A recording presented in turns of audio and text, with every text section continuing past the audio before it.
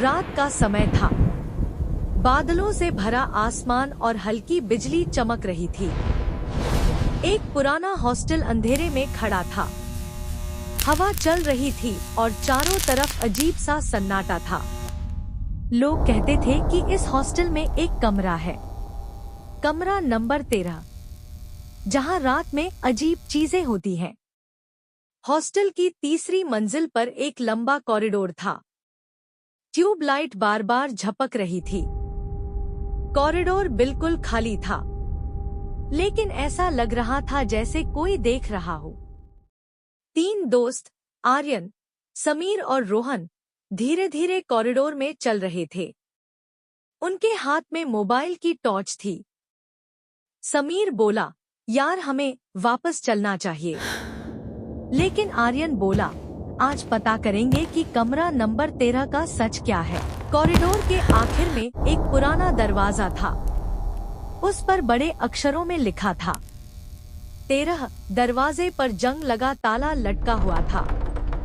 आर्यन ने ताले को हाथ लगाया ही था कि अचानक टक, ताला अपने आप नीचे गिर गया। तीनों दोस्त चौंक गए। दरवाजा धीरे धीरे खुद खुलने लगा। अंदर से ठंडी हवा बाहर आई। कमरे में गहरा अंधेरा था। तीनों अंदर गए। कमरे में टूटा हुआ बिस्तर, धूल और दीवारों पर अजीब खरोंच के निशान थे। खिड़की से हल्की चांदनी अंदर आ रही थी। रोहन ने टॉर्च दीवार पर डाली। दीवार पर चौक से लिखा था, मुझे यहाँ से बाहर जाने दो।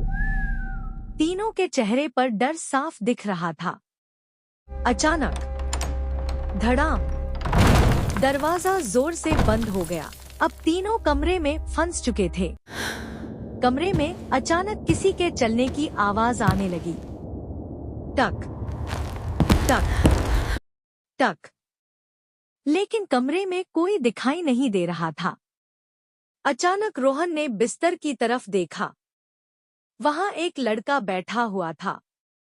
उसका चेहरा बहुत पीला था और उसकी आंखें पूरी काली थी।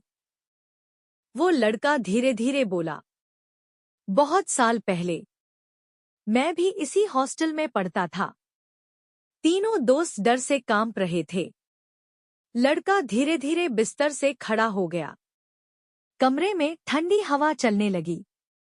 उसकी आंखें अंधेरे में चमक रही थी।